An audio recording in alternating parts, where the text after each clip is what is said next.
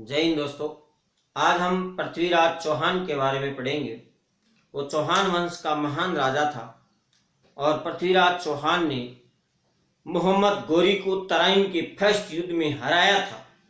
और पृथ्वीराज चौहान मेरी तरह एक महान बलशील राजा था। और पृथ्वीराज चौहान भारतीय इतिहास में राजपूत काल में एक महान वीर योद्धा के नाम से जाना जाता है। पृथ्वीराज चौहान से पहले हमने पिछले वीडियो में पढ़ा है कि पृथ्वीराज चौहान जो सोमेश्वर चौहान का पुत्र था और सोमेश्वर चौहान की चालुक्य वंश के राजा ने हत्या कर दी थी। इसलिए मात्र 11 साल की उम्र में पृथ्वीराज चौहान वंश का राजा बना।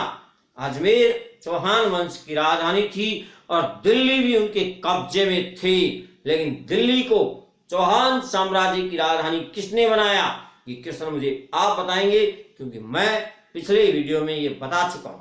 और दोस्तों, हम चौहान वंश की बात करें तब हमारे पास भारत सरकार की railway, SSC, NDA, air force, navy, army जो भी एग्जाम है, एग्जामिनर को पूछना पड़ता है कि पृथ्वीराज चौहान का क्वेश्चन क्या है। ऐसे ही राजस्थान सरकार की जो भी अक्टूबर नवंबर में भर्तियां होने वाली हैं, दोस्तों ध्यान दें, यहाँ पर मैंने क्या बोला है, राजस्थान सरकार की अक्टूबर नवंबर में जो भी भर्तियां होने वाली हैं, सितंबर में भी हो सकती हैं, रेट, पटवार, एसआई, उन सब एग्जाम में पृथ्वीराज चौहान से क्वेश्चन पूछना एग्जामिनर की मजबूरी होगा। और वो क्वेश्चन क्या होगा ये हम इस वीडियो में बात करेंगे। तो अगर आप रीट, पटवार, एसआई, ग्राम सेवक जो भी एग्जाम देना चाहते हैं उसमें पृथ्वीराज चौहान तृतीय का क्वेश्चन आएगा। और दोस्तों, पृथ्वीराज तृतीय चौहान वंश में एक मेरी तरह बलशाली राजा था, उसकी हम बात कर रहे हैं। दोस्तों, पृथ्वीराज तृतीय चौहान की हम बात करें तो इसके पिता का नाम क्या था, इनकी माता का नाम क्या था। तो दोस्तों, इनके पिता का नाम था सोमेश्वर चौहान। सोमेश्वर चौहान भी एक बलशाली राजा था। आबू गया था और वहीं पर भगवान को प्यारा हो गया। माता का नाम था कर्पूरी देवी। कर्पूरी देवी त्रिपुरी के कलसुरी नरेश की पुत्री थी, ऐसा इतिहासकार मानते हैं। लेकिन कुछ इतिहासकार जो केवल चौहान वंश को एक मनोरंजन का साधन मानते हैं, वो इतिहासकार, वो गुरुजी ये कहते हैं कि संयोगिता भी ननिहाल में रहा करती थी दिल्ली में, जबकि संयोगिता का ननिहाल दिल्ली था ही नहीं। ये इतिहासकार बेवकूफ बना रहे हैं लोगों को। हम बात कर रहे हैं उस कर्पूरी देवी को। और उस कर्पूरी देवी की अगर हम बात करें तो कर्पूरी देवी ने शासन संभाला था सोमेश्वर चौहान की मृत्यु के बाद। इनकी पत्नी, जिसको लोग इतिहास में प्रेमिका कहते हैं, उसका नाम क्या था आप जानते हैं, संयोगिता। दोस्तों, संयोगिता कौन थी?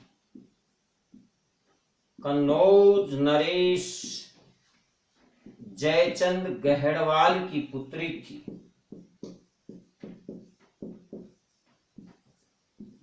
दोस्तों, जयचंद गहड़वाल भी एक महान वीर था और वो कन्नौज का राजा था और उसकी पुत्री थी संयोगिता, जिससे विवाह रचाया था पृथ्वीराज चौहान तृतीय ने।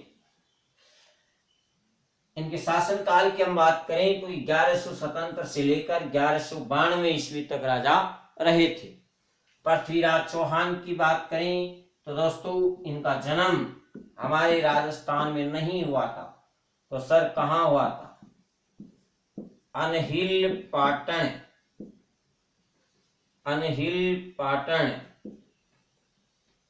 गुजरात में पृथ्वीराज चौहान तृतीय का जन्म हुआ था 1166 ईस्वी में।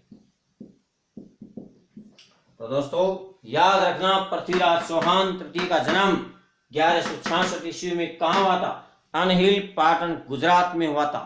और जब ये मात्र 11 साल के थे तब इनके पिताजी की हत्या कर दी गई थी उस चालुक्य नरेश भीमदेव सेकंड के द्वारा।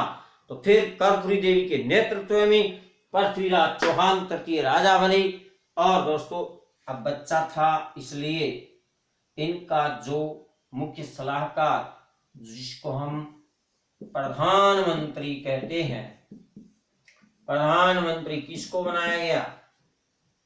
केमास को, जिसको कदम भी कहते हैं, जिसने नागौर दुर्ग, नागाना दुर्ग बनाया था, आपको याद है, ये वही केमास है। और सेनापति बनाया गया भुवन्नी कमल को, भुवन्नी कमल।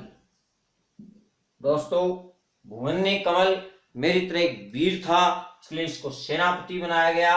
और केमास जिसने नागदुर्ग, नागाना दुर्ग बनाया था, ये सोमेश्वर चौहान का एक सामंत था और इसको प्रधानमंत्री बनाया किसने? कर्पूरी देवी ने। कर्पूरी देवी पृथ्वीराज चौहान की संरक्षिका बनी थी। दोस्तों अब हम बात कर रहे हैं कि सबसे पहले इन्होंने भंडारकों का दमन किया। सबसे पहले पृथ्वीराज चौहान ने भंडारकों का दमन किया। और दोस्तों इसके बाद हम बात करें तो पृथ्वीराज चौहान ने 1182 ईस्वी में, कितनी ईस्वी में? 1182 ईस्वी में महोबा का युद्ध, महोबा के युद्ध को इतिहास में तुमुल का युद्ध भी कहते हैं। इस युद्ध में महोबा के नरेश परमर्दी देव को, जो कौन से वंश के राजा थे दोस्तों? ये चंदेल वंश के राजा थे। परमर्दी देव चंदेल वंश के राजा को पृथ्वीराज चौहान ने 1182 ईस्वी के महोबा के युद्ध में, जिसको तुमुल का युद्ध भी कहते हैं, इस युद्ध में परमर्दी देव को परास्त किया। और इस महोबा के युद्ध में परमर्दी देव के जो सेनापति थे आलाहा उद्दल, ये परमर्दी देव की क्या थे दोस्तों? सेनापति। ये आलाहा उद्दल लड़ते हुए वीर गति को प्राप्त हुए। आलाहा उद्दल मेरी तरह वीर बलशाली सेनापति थे, किसके? परमर्दी देव के। और बताते हैं कि इनको नाराज करके परमर्दी देव ने राज्य से बाहर निष्कासित कर दिया था। लेकिन जब पृथ्वीराज चौहान तृतीय का महोबा पर आक्रमण हुआ, तब परमर्दी देव ने इनको वापस बुलाया और इस युद्ध भूमि में लड़ते हुए महोबा के युद्ध में, तुमुल युद्ध में आलाहा उद्दल वीर गति को प्राप्त हुए थे। इनकी वीर गाथाएं आज भी मध्य प्रदेश में गाई जाती हैं। दोस्तों ऐसे महान वीर आलाहा उद्दल थे, जिन्होंने अपने स्वामी और अपनी मातृभूमि की रक्षा के लिए अपना बलिदान दिया। आलाहा उद्दल याद रखना, कौन से युद्ध में? महोबा के युद्ध में, तुमुल के युद्ध में वीर गति को प्राप्त हुए थे आलाहा उद्दल। और इस युद्ध में पृथ्वीराज चौहान तृतीय की विजय हुई थी। लेकिन दोस्तों इसके बाद वो घटना घटित होती है जिसके हमें इंतजार रहता है, और वो घटना थी तराइन का फेस्ट और सेकंड युद्ध। लेकिन उससे पहले हमें ध्यान में रखना है कि पृथ्वीराज चौहान तृतीय की पत्नी, उसकी प्रेमिका कौन थी? सहयोगिता कन्नौज नरेश जयचंद गहड़वाल की पत्नी थी। उसके बारे में लोग बहुत बड़ा चढ़ा के बताते हैं और वो लोग आज प्रसिद्ध हो जाते हैं। लेकिन दोस्तों ऐसा कुछ नहीं था। सहयोगिता इसकी पत्नी थी और ये उसका पति था, बस। लेकिन कुछ इतिहासकार ये कहते हैं कि सहयोगिता के पिता जयचंद गहड़वाल ने अपनी पुत्री का स्वयंवर रचाया था और उस स्वयंवर में पृथ्वीराज चौहान तृतीय को नहीं बुलाया। लेकिन सहयोगिता मन से अपने पृथ्वीराज चौहान तृतीय को अपना पति मान चुकी थी। इसलिए बताते हैं कि उस स्वयंवर में जब पृथ्वीराज नहीं आया तो सहयोगिता ने पृथ्वीराज को, जो द्वारपाल के रूप में उसके पापा ने उसकी मूर्ति बनवाई थी गेट कीपर के रूप में, उस मूर्ति को माला पहना दी और रात्रि में टेलीफोन से बात हो चुकी थी, ऐसा कुछ बेवकूफ इतिहासकार कहते हैं। और इस तरह से वो पृथ्वीराज चौहान तृतीय सहयोगिता को वहां से उठा के ले आता है और कुछ शायराना लोग ये कहते हैं कि मैं तुझे भगा लाया तेरे बाप के घर से। ये क्वेश्चन एग्जाम में नहीं आता दोस्तों कि मैं तेरी मांग भरने ही वाला था। ये क्वेश्चन कभी एग्जाम में आज तक नहीं आया, इसलिए हम इसकी बात नहीं करेंगे दोस्तों। अब हम बात कर रहे हैं कि पृथ्वीराज चौहान तृतीय की संरक्षिका, उसकी माता कौन थी? कर्पूरी देवी थी। और इसी समय दोस्तों तराइन प्रथम 1191 ईस्वी का युद्ध हुआ था। 1191 ईस्वी का तराइन प्रथम का युद्ध हुआ, जिसमें पृथ्वीराज चौहान तृतीय ने मोहम्मद गोरी को परास्त किया। मोहम्मद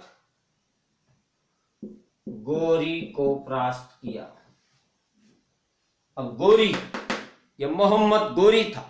कुछ लोग इसको शायराना अंदाज में बता के अपने पेट पाल रहे हैं, लेकिन गोरी कभी एग्जाम में आएगा तो तराइन का प्रथम युद्ध लेकर आएगा, जो पृथ्वीराज चौहान तृतीय ने उसको तराइन के प्रथम युद्ध में धूल चटाई थी। और मोहम्मद गोरी जो गजनी का शासक था, इसको परास्त किया था। कहाँ का शासक था? गजनी, एक खंडहर थे। अटल बिहारी वाजपेयी स्वयं ने कहा मैं गजनी जाऊंगा। जब वो अफगानिस्तान की यात्रा पर गए, वहां कुछ नहीं मिला उनको, खंडहर गांव था गजनी, और यहाँ का शासक था मोहम्मद गोरी, जो पृथ्वीराज चौहान तृतीय से तराइन के प्रथम युद्ध में अपनी जान बचाकर भागा था। और दोस्तों तराइन सेकेंड ये लड़ा गया 1192 ईस्वी में। कब लड़ा गया? 1192 ईस्वी में। इस युद्ध में मोहम्मद गोरी ने पृथ्वीराज चौहान को धोखे से परास्त किया था। पृथ्वीराज चौहान को धोखे से परास्त किया। और दोस्तों इस तरह से पृथ्वीराज चौहान तृतीय की हार होती है और वो युद्ध भूमि में लड़ता हुआ मारा गया। ये कोई नहीं बताएगा, ये सिर्फ मैं बता रहा हूं। बाकी सब इतिहासकार अपने अपने हिसाब से मनगढ़ंत कहानियां बता रहे हैं, जैसा कि पृथ्वीराज चौहान तृतीय के दरबारी कवि चंद्रबरदाई ने भी ये बताया है। तो दोस्तों चंद्रबरदाई कौन था? ये वही पृथ्वीराज चौहान तृतीय का इतिहासकार था जिसने पृथ्वीराज रासो लिखा। क्या लिखा था इसने? पृथ्वीराज रासो। इसमें ये बेवकूफ भरी बातें कर रहा है कि पृथ्वीराज चौहान तृतीय को बंदी बनाकर गजनी ले जाया गया और वहां पर सुल्तान के सामने उसने अपनी आंखें नीची नहीं की। तो मोहम्मद गौरी ने पृथ्वीराज चौहान तृतीय को कहा कि अपनी आंखें नीची कर। पृथ्वीराज एक स्वाभिमानी सम्राट था, उसने अपनी आंखें नीचे नहीं की। तो मोहम्मद गौरी ने उसकी हत्या का आदेश दिया। उसी समय उसका दरबारी ये चंद्रबरदाई वहां फकीर के वेश में पहुंच जाता है और वो कहता है कि मोहम्मद गौरी मेरा राजा शब्द वेदी बाण जानता है। गौरी ने कहा भाई चलो कोई बात नहीं है, आपका राजा शब्द वेदी बाण जानता है तो हम देखते हैं। तो बताते हैं कि चंद्रबरदाई कहता है अपने ग्रंथ पृथ्वीराज रासो में कि मैंने एक दोहा बोला कि 24 गज अंगुल प्रमाण ताऊ पर सुल्तान है मर चुके चौहान।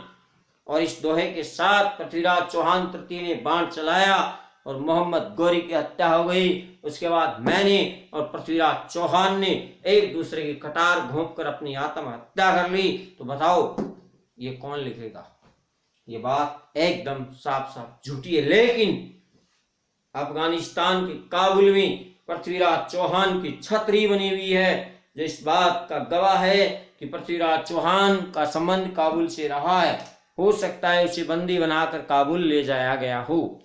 लेकिन यहाँ पर कुछ फारसी इतिहासकार ये भी कहते हैं, जैसे मिनहाज सिराज और तबकात नासिरी, ऐसे कुछ ग्रंथ ऐसे इतिहासकार हैं जो हमें ये बताते हैं कि पृथ्वीराज चौहान तृतीय के साथ क्या हुआ था। वो हम देखेंगे, वो हमारी एग्जाम का क्वेश्चन है, इसलिए दोस्तों ध्यान दें। यहां पर क्या है कि पृथ्वीराज चौहान तृतीय को क्या किया गया, बंदी बनाया गया। सिरसा हरियाणा के निकट युद्ध स्थल से भागते हुए पृथ्वीराज चौहान को पकड़ा गया और उसकी हत्या कर दी गई। ये मैं नहीं, कौन कह रहा है, मिन्हाज उस सिराज। इन्होंने क्या लिखी थी, ये फारसी इतिहासकार थे दोस्तों, और इन्होंने तबकात ए नासिरी लिखी थी। इन्होंने क्या लिखी थी दोस्तों, तबकात ए नासिरी। तो ध्यान दीजिए, यहाँ पर तबकात ए नासिरी के लेखक मिन्हाज उस सिराज क्या कहते हैं कि युद्ध भूमि में भागते हुए पृथ्वीराज को पकड़ा गया और वहीं पर उसकी हत्या कर दी गई। लेकिन दोस्तों यहाँ पर ध्यान देने वाली बात है कि एक अलग लेखक हैं हसन निजामी, उन्होंने ताजुल मासीर में क्या लिखा है। अगले लेखक कौन हैं, हसन निजामी। हसन निजामी ने क्या लिखा है, हसन निजामी की पुस्तक थी जिसका नाम है ताजुल मासीर। उसमें वो लिखते हैं, ताज नासिर,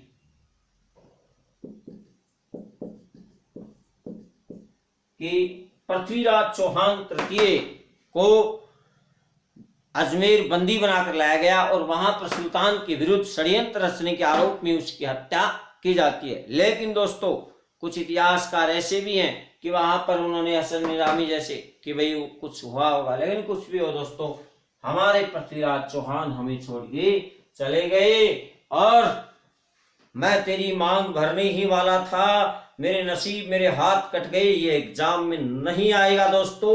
एग्जाम में क्या आएगा, एग्जाम में तबकात ए नासिरी के लेखक आएंगे मिन्हाज उस सिराज, और एग्जाम में हसन निजामी के लेखक ताजुल नासिर या मासिर आएगी, जो क्या कह रही है पृथ्वीराज चौहान के बारे में।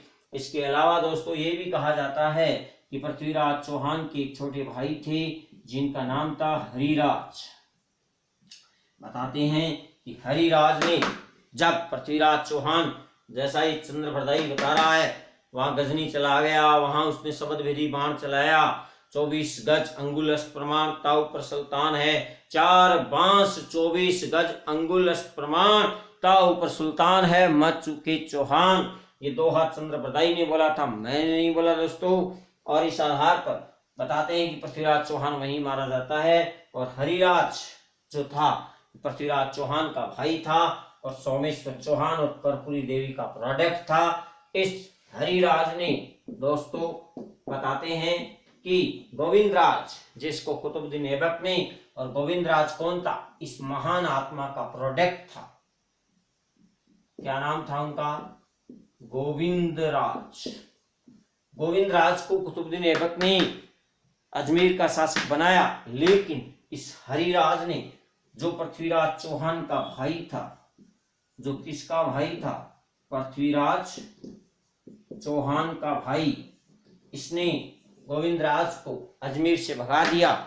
लेकिन जब ये हरिराज तुर्कों से अजमेर की रक्षा नहीं कर पाया तो इसने अपनी जान दे दी और गोविंदराज कुतुबुद्दीन ऐबक की शरण में चला गया और वहीं पर इस गोविंदराज को कुतुबुद्दीन ऐबक ने,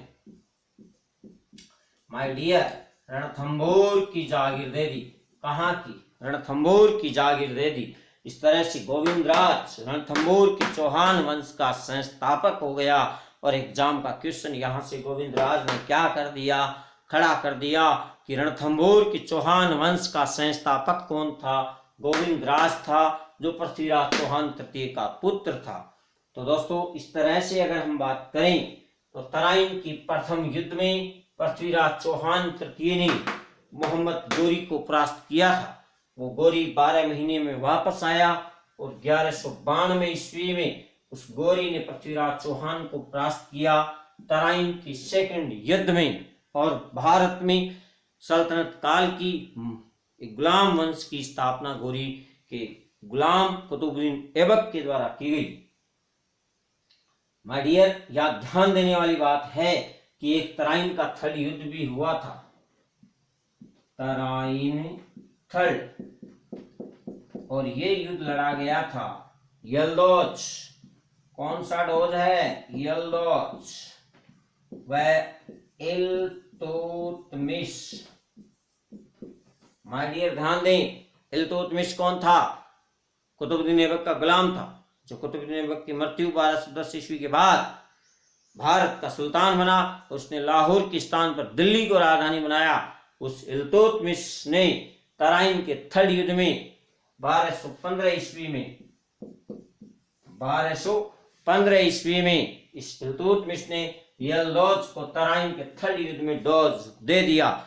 ये यल्दौज भी मोहम्मद गोरी का गुलाम था। इस यल्दौज को इल्तुतमिश ने तराइन के तीसरे युद्ध में परास्त किया था। और ध्यान रहे, तराइन का थर्ड युद्ध यल्दौज और इल्तुतमिश के बीच लड़ा गया, जिसमें तराइन के तृतीय युद्ध में यल्दौज को डोज दे दिया इल्तुतमिश ने। तो दोस्तों, इस तरह से तराइन की कितने युद्ध हो गए? 3 युद्ध।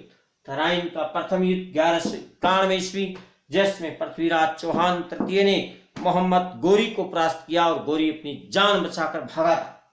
तराइन का सेकंड युद्ध 1192 ईस्वी, जिसमें पृथ्वीराज चौहान तृतीय को मोहम्मद गोरी ने धोखे से परास्त किया और भारत में सल्तनत काल की गुलाम वंश की मुस्लिम साम्राज्य की स्थापना हुई। इसीलिए दोस्तों, तराइन के इस सेकंड युद्ध को भारतीय इतिहास का निर्णायक युद्ध कहते हैं।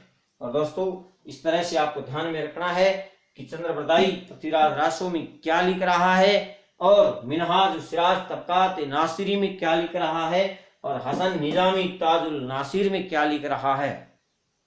तो ध्यान से सुनिए, चंद्रबरदाई अपने ग्रंथ पृथ्वीराज रासो में क्या कह रहा है कि पृथ्वीराज को बंदी बनाकर गजनी ले जाया गया और वहां पर पृथ्वीराज को मैंने कहा कि शब्द वेदी बाण चलाओ, और उसने चलाया। और चंद्रबरदाई कहता है कि मैंने एक दोहा बोला, क्या 4 बांस 24 गज अंगुल अष्ट प्रमाण, ता ऊपर सुल्तान है मच चुके चौहान। और इस तरह से पृथ्वीराज चौहान ने एक बाण चलाया और गोरी की हत्या की। उसके बाद हम दोनों ने एक दूसरे की कटार घोंपकर हत्या कर ली, जीवन लीला समाप्त कर ली। लेकिन मिनहाज सिराज के लेखक मिनहाज सिराज जो लिखी है तबकात नासिरी, मिनहाज सिराज ने क्या लिखी? तबकात नासिरी। ये कहते हैं कि सिरसा हरियाणा के निकट भागते हुए पृथ्वीराज को पकड़ा गया और वहीं पर उसको हटा सामन की गठा कर दिया। कौन कह रहा? मैं नहीं कह रहा, मिनहाज सिराज कह रहे हैं अपनी ग्रंथ तबकात नासिरी में। इसके बाद हसन निजामी कहते हैं कि नहीं, पृथ्वीराज चौहान ने गौरी की अधीनता स्वीकार कर ली और वो अजमेर में शासन करने लगा, लेकिन गौरी के विरुद्ध षड्यंत्र रचने के आरोप में उसकी हत्या की गई।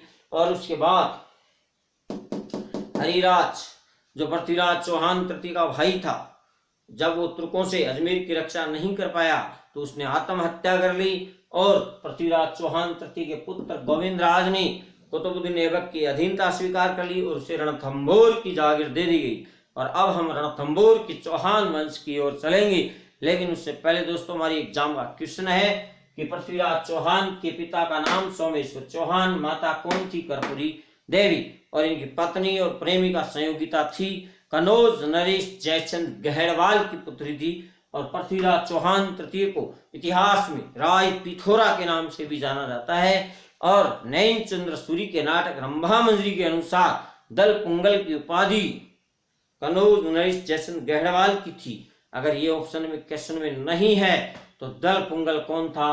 पृथ्वीराज चौहान तृतीय था दोस्तों। और पृथ्वीराज चौहान तृतीय ने दिल्ली में एक शहर बसाया था, उसी शहर को हम क्या कहते हैं? पिथौरागढ़। ये क्वेश्चन बार बार एग्जाम में आया दोस्तों कि दिल्ली में पिथौरागढ़ शहर या पिथौरागढ़ किला किसने बनाया था? पृथ्वीराज चौहान तृतीय ने बनाया था। इसके अलावा पृथ्वीराज चौहान तृतीय ने कला एवं साहित्य विभाग की स्थापना की थी दोस्तों। कला एवं साहित्य विभाग की स्थापना करने वाला भी कौन था? पृथ्वीराज चौहान तृतीय था। और दोस्तों इसके घोड़े का नाम था नाट्यरंभा। अब जो क्वेश्चन मैं आपको बताने जा रहा हूं दोस्तों वो आप याद रखना। पृथ्वीराज तृतीय के घोड़े का नाम था नाट्य रंभा और उसने कला एवं साहित्य विभाग की स्थापना की थी। और अब ध्यान से सुनना, पृथ्वीराज चौहान तृतीय की छतरी कमला खड़ी खड़ी क्यों भिज हमारी छतरी के नीचे आजा, तो छतरी है काबुल अफगानिस्तान में और पृथ्वीराज चौहान तृतीय का स्मारक बना हुआ है अजमेर में, अजमेर तुर्क की तलहटी में। तो दोस्तों ध्यान रखना, पृथ्वीराज चौहान तृतीय एक महान बलशाली राजा था जिसने भंडारकों का दमन किया, जिसने अपने जो अपरगांगी का पुत्र था नागार्जुन उसको भी परास्त किया, जिसने गुड़गांव पर अधिकार कर लिया था, उस विद्रोह को भी दगाया। और उसके बाद महोबा के युद्ध में परमर्दी देव चंदेल नरेश परमर्दी देव को परास्त किया। कौन से युद्ध में? महोबा के युद्ध में। तुमुल का युद्ध भी उसको कहते हैं, 1182 ईस्वी में लड़ा गया। उस युद्ध में चंदेल नरेश परमर्दी देव को परास्त किया पृथ्वीराज चौहान तृतीय ने। और इस युद्ध में परमर्दी देव तो नहीं लेकिन उसके सेनापति आला उदल लड़ते हुए वीर गति को प्राप्त हुए थे। कौन से युद्ध में? तुमुल के युद्ध में, महोबा के युद्ध में 1182 ईस्वी में लड़ा गया। और उसके बाद तराइन फेस्ट में पृथ्वीराज चौहान ने मोहम्मद गोरी को परास्त किया और मोहम्मद गोरी जान बचाकर भागा। लेकिन 1192 ईस्वी में 92 में तराइन के सेकंड युद्ध में मोहम्मद गोरी ने पृथ्वीराज चौहान को धोखे से परास्त किया और इस तरह से पृथ्वीराज चौहान को उसने परास्त किया मोहम्मद गोरी ने, जो एक गजनी का शासक था। और भारत में गुलाम वंश मुस्लिम साम्राज्य सल्तनत काल की शुरुआत हुई। इसीलिए दोस्तों ध्यान रहे, तराइन के सेकंड युद्ध को भारतीय इतिहास का निर्णायक युद्ध कहते हैं, जिससे भारत में राजपूत काल समाप्त हुआ और इस्लामिक साम्राज्य की स्थापना हुई। अब हम बात करते हैं पृथ्वीराज चौहान तृतीय की। पृथ्वीराज चौहान तृतीय का जो क्वेश्चन एग्जाम में आता है वो ये आता है कि उसने कनौज नरेश जयचंद गहड़वाल की पुत्री संयोगिता से लव मैरिज किया था। और दूसरा क्वेश्चन आता है कि पृथ्वीराज चौहान तृतीय ने कला एवं साहित्य विभाग की स्थापना की थी। और पृथ्वीराज चौहान तृतीय ने दिल्ली में पिथौरागढ़ किला या शहर बसाया था। और पृथ्वीराज चौहान तृतीय की छतरी कहाँ है? काबुल में। और उसका स्मारक कहाँ है? अजय मेरू दुर्ग की तलहटी अजमेर में। तो दोस्तों इस तरह से हमें पृथ्वीराज चौहान तृतीय छोड़ के जा रहा है और भारत में इस्लामिक साम्राज्य की स्थापना हो रही है। और इस तरह से 600 से 1000 ईस्वी तक का भारतीय इतिहास कंप्लीट हो रहा है। धन्यवाद।